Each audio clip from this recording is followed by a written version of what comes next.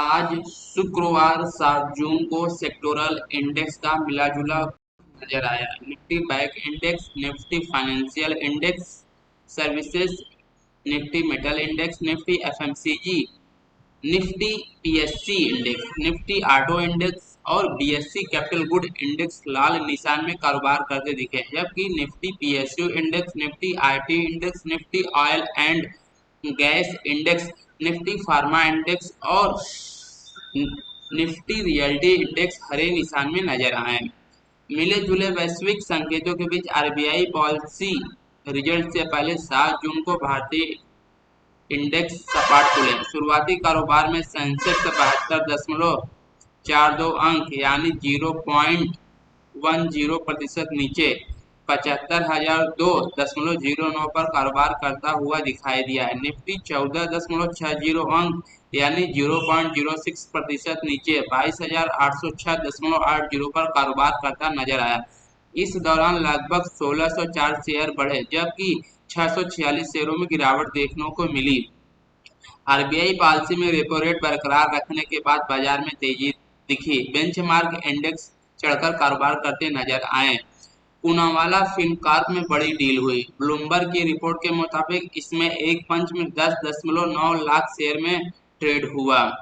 Rail विकास निगम को रम्मा hydro electric project के आंशिक एचआरटी पैकेज सहित बैराज कॉम्प्लेक्स के बैलेंस, सिविल और एचएम कार्यों के निष्पादन के लिए project execution agency PIA contract के लिए national thermal power corporation NTPC से अवार्ड लेटर प्राप्त हुआ।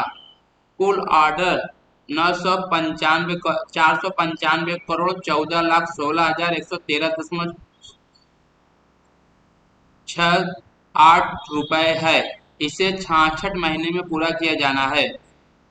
बीएससी पावर इंडेक्स में आज बढ़त देखने को मिली। बीएससी पावर इंडेक्स में 1% का इजाफा देखने को मिला। इसमें शामिल power grid corporation, Adani power के शेयरों में 2% चढ़कर कारोबार करते नजर आए। बजाज फाइनेंस ने बजाज हाउसिंग फाइनेंस में शेयर बिक्री करने का फैसला किया। बजाज फाइनेंस ये कंपनी बजाज हाउसिंग फाइनेंस के आईपीओ में 3,000 करोड़ रुपए के शेयर बेचेगी।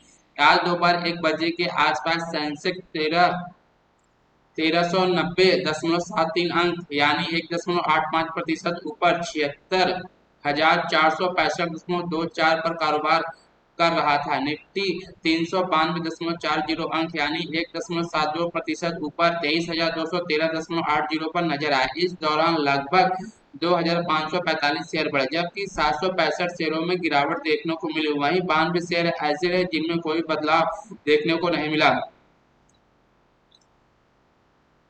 आज दोपहर 12 बजे के आसपास सेंसेक्स 1291.84 अंक यानी 1.72% ऊपर 76,366.35 पर कारोबार कर रहा है। निफ्टी 369.80 अंक यानी 1.58% ऊपर 23,181.20 पर नजर आया।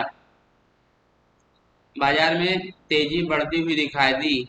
एनएससी का निफ्टी 300 अंक से ज्यादा चढ़ा। निफ्टी के 50 में 46 शेयरों में तेजी नजर आई। सेंसेक्स के सभी 30 शेयरों में खरीदारी देखने को मिली। निफ्टी बैंक के सभी 12 शेयरों में खरीदारी नजर आई। आज घोषित हुई आरबीआई की मॉनेटरी पॉलिसी में एमपीसी के 2 सदस्यों ने न्यूट्रल रुख अपनाया था। उन्होंने दरों में 0.2% की कटौती का सुझाव दिया था। एमपीसी में शामिल असीमो गोयल और जयंत वर्मा ने पॉलिसी दरों में 0.2% कटौती का सुझाव दिया था। देश की सबसे बड़ी IT company Tata consultancy services ने विजडम नेस्ट प्लेटफॉर्म लॉन्च किया। कंपनी का first generative AI platform wisdom nest है। सुबह 11 बजे के आसपास सेंसेक्स 773.74 अंक यानी 1.03% ऊपर 75,848 पर कारोबार कर रहा था। निफ्टी 229.40 अंक यानी 1.01% ऊपर 23,050.80 पर नजर आया। इस दौरान लगभग 2,518 शेयर बढ़े जबकि 642 शेयरों में गिरावट देखने को मिली। वहीं 95 शेयर ऐसे रहे जिनमें कोई बदलाव देखने को नहीं मिला। आरबीआई पॉलिसी की घोषणा के बाद से बाजार में तेजी बढ़ी। बाजार दिन भर के ऊपरी स्तर पर पहुंच गया। निफ्टी बैंक निचले स्तर से 500 पॉइंट सुधरा और निफ्टी 23,000 के पार निकलता हुआ दिखाई दिया। अदानी ग्रुप की कंपनी अदानी पोर्ट को कोलकाता पोर्ट के लिए एलओआई मिला। कंपनी को कंटेनर टर्मिनल के ओएम के लिए एलओआई मिला। कंपनी 5 साल के लिए ओएम कॉन्ट्रैक्ट मिला। आरबीआई गवर्नर शक्तिकांता दास ने कहा कि हमारा महंगाई घटाने पर फोकस है। महंगाई घटकर 4% तक आना जरूरी है। आरबीआई का फैसला घरेलू ग्रोथ महंगाई पर निर्भर है। घरेलू ग्रोथ महंगाई के आधार पर ही कदम उठाएंगे। आरबीआई गवर्नर शक्तिकांता दास ने कहा कि आरबीआई FY25 रिटेल महंगाई अनुपात 4.5% पर बरकरार रखा है और Q1 FY25 रिटेल महंगाई अनुपात 4.9 पर बरकरार रखा है और Q2 FY25 रिटेल महंगाई अनुपात 3.8% पर बरकरार रखा है और Q3 FY25 रिटेल महंगाई अनुपात 4.6% पर बरकरार रखा है और Q4 FY25 रिटेल महंगाई अनुपात 4.5 पर बरकरार रखा है। क्रेडिट पॉलिसी की घोषणा के दौरान आरबीआई गवर्नर ने FY25 के लिए रियल जीडीपी ग्रोथ अनुमान बढ़ाया।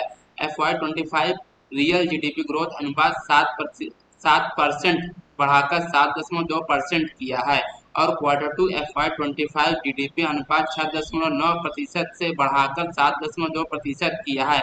इसके साथ ही Q3 FY25 जीडीपी का अनुपात 7% से बढ़ाकर 7.3% किया है और Q4 FY25 जीडीपी का अनुपात 7% से बढ़ाकर 7.2% किया है। आरबीआई क्रेडिट पॉलिसी जारी करते हुए गवर्नर शक्तिकांता दास ने हमारा भारत के ग्लोबल फुटप्रिंट बढ़ाने पर फोकस किया। अनिश्चित ग्लोबल हालातों पर सतर्कता जरूरी है। भारतीय इकोनॉमी के फंडामेंटल मजबूत है, लिहाजा लगातार 8वीं बार दरें बरकरार रखने का फैसला किया गया है। चुनाव के नतीजों के बाद पहली बार आरबीआई पॉलिसी की घोषणा करते हुए गवर्नर शक्तिकांता दास रेपो रेट 6.50% पर बरकरार रखा है। इसके साथ ही एसडीएफ रेट 6.25% पर बरकरार रखा गया। वहीं एमएसएफ रेट 6.75% पर बरकरार रखा गया है। आज सुबह 10 बजे के आसपास सेंसेक्स 534.55 अंक यानी 0.71% ऊपर 75,609.06 पर कारोबार कर रहा है। निफ्टी 161.20 अंक यानी 0.71% ऊपर 22,982.60 पर नजर आया। इस दौरान लगभग 2,408 शेयर बढ़े जबकि 644 शेयरों में गिरावट देखने को मिली। वहीं 89 शेयर ऐसे रहे जिनमें कोई बदलाव देखने को नहीं मिला। क्रूड रिकवरी मोड में नजर आया। एक दिन कच्चे तेल का भाव 2% चढ़ा, ब्रेंट का भाव $80 के पार निकला और WTI का भाव $76 के करीब पहुंचा। यूरोप में दरें घटने से कीमतों को सपोर्ट मिला और 69% लोगों को सितंबर में यूएस में दरें घटने की उम्मीद है। खबरों के दम पर शेयर में एक्शन बढ़ सकता है। वेदांता के डीमर्जर प्लान को एसबीआई समेत दूसरे क्रेडिटर्स से मंजूरी मिल गई। डीमर्जर के तहत कंपनी का कारोबार 6 हिस्सों में बढ़ जाएगा। अमेरिकी कम्युनिकेशन कंपनी विप्रो को मिला 50 करोड़ का ऑर्डर, बड़ा कॉन्ट्रैक्ट। इसकी वजह से आज इस शेयर में एक्शन देखने को मिल सकता है। कारोबारी हफ्ते के आखिरी दिन शुक्रवार 7 जून को शेयर बाजार की सपाट शुरुआत हुई। निफ्टी और सेंसेक्स करीब सपाट कारोबार करते हुए दिखे। बैंक निफ्टी में थोड़ी ज्यादा वोलेटिलिटी नजर आई। आज आरबीआई मॉनेटरी पॉलिसी के चलते बाजार की नजरें बैंक निफ्टी पर ही लगी रहेगी। नरेंद्र मोदी और अमित शाह पर राहुल गांधी ने बड़ा आरोप लगाया। राहुल गांधी ने कहा कि शेयर बाजार पर दिए बयान की वजह से निवेशकों 20 लाख करोड़ डूबे। वे बोले कि पूरे मामले की जेपीसी जांच होनी चाहिए। इधर बीजेपी ने पलटवार करते हुए किया, हार से हताश राहुल देश विदेश के निवेशकों को गुमराह कर रहे हैं।